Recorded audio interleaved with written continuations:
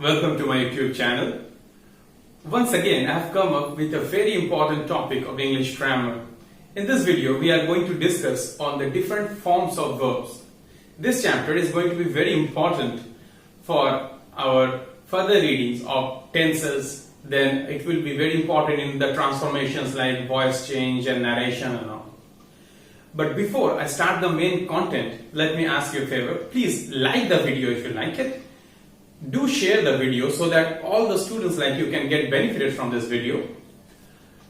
Feel free to comment if you have any queries or if you want to say anything. Please comment and I'll be getting to you shortly. And please, if you have not subscribed the channel yet, please subscribe the channel and press the bell icon so that you get the notifications of my later videos. Thank you. Now let's get into the topic. Today's topic is forms of verbs. What are the different forms of verbs that are needed in our writing? The first form of a verb that we speak is the present form of the verb. So regarding the tenses, there are three types of tenses: present, past and future. So there will be three forms. The first form is present form. This present form is sometimes written in books as V1 or VPR, like this. So this is the present form and this is also called the base form of the verb. So in this form, let's take one example of an action verb, eat. Okay. The next form is, it's also the present form, but it's the third person singular number form. Means when the subject is third person and singular number, then we use this form. Now this form here you can see that eat becomes eats. Yes, we add s or es to the base form of the verb to make the verb in the present tense and third person singular number. So it becomes eats. The next this verb form is sometimes known as V3s or VS. The next form is past. So the verb changes in the past tense. Eat becomes ate. There are many different rules for this change. I will discuss in some other video about that. But here the form changes from eat to ate. Sometimes it's changed by adding ed. Sometimes the inner vowel is changed. So there are different rules. This past tense is also known as V2 or VPA. Okay. Next comes the present participle form. Now what is this present participle form? It is just adding ing to the base form of the verb. So it is also known as ing form of the verb. In some books you can also see it written as VING. So here eat is the base form, we add ing. It becomes eating. The next form is also a very important form. It is also known as the third form of the verb because of the usage. It's called past participle. And this is generally made by adding ed or en to the base form of the verb. There can be many other rules also, but this is the general rule by adding ed or en. So the base was word eat. By adding en, it becomes eaten. Okay. So this is the past participle form. Now the last form is known as the future form. This future form is nothing other than adding shall or will just before the base form of the verb. So shall, will, eat. This is sometimes in some books you will find it as VF or V5. This is the form which is not always considered as a form of verb because of this reason that there is no difference from V1 or present form to this except that a modal is being added just before it, and the modal can be either shall or will. Now let us discuss with some taking other verbs. Next one is the do verb. The present form is do. Present of third person singular number by adding s or es form, that is does. Past form is did. Till this we all know.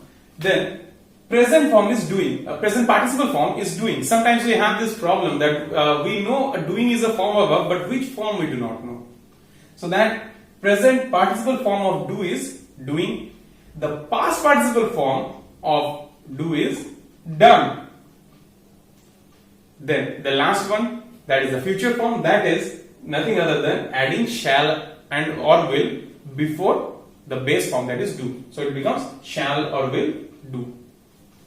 Next important one is be verb. The be verb is the base form, and in present all the forms am, is, are used, but am and are comes under the normal present, but verb has the third person singular number form in the present, and that is. Now be verbs past can be was or were depending on the number of the subject. Then present participle form is being. See, by adding ing, with be we add ing, it becomes being. And past participle form is been, by adding en. With be we add en, it becomes been. This will be very important. This will be very important while doing voice change. If you go on doing voice change normally without knowing these forms, you will have to learn so many rules. But if you follow this pattern, if you remember what is the present participle form of what is the past participle form of what, then it will be very easy for you, and most of the voice changes can be done using only one simple rule and a permutation, little bit of permutation combination of those rules. Okay, so the past participle form is been. Now the future form is shall or will, then with it the base form. So the base form of be verb is be. Am and are also the present form, but the be is known as the base form of be verb. So it becomes shall, will, and then be. The last one that we are going to discuss today is have verb. So have verb, that is the present form.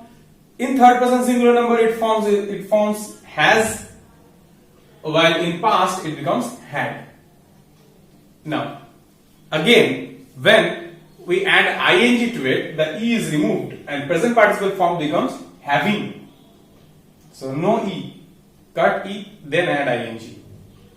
And in the past participle it becomes had. So you will see that past form and past participle form are same in case of have verb. In many verbs we will see this thing that the past and past participle are same. Now how do you understand? So we have to understand it not by looking at it, but by the use of the verb. So that's the way. Now the last form is future form. Again, with shall or will we have to add have. So this is the thing. V1 and V5 means verbs present form and verbs future form are not at all different, except that shall or will, with both of which are modals, are used before it. So that is why many grammaticians believe that there is no form such as the future form. It is just a modification of the present form. This is it. Now, one more thing that I would like to share with you. See, this present form, the verb in its third person singular number, all of these verbs has s or es at the end. This is a striking thing, that as whenever we have the base form, the verb, we add an s to it. So similar thing happens with all the cases. If we do not add it, there is already a word like that, just as is or has. So this is a very important thing to see. I hope you understood the topic. If you had any problem, you can just ask a question in the comment box. I will be there to answer you. So if you like the video, please like it. Feel free to comment whatever you want to say, whatever you want to ask. Feel free to comment. Please share the video so that other students like you can get benefited from the video. If you have not subscribed my channel yet, subscribe it and press the bell icon so that you get the notifications of my later videos. Thank you. Have a nice day.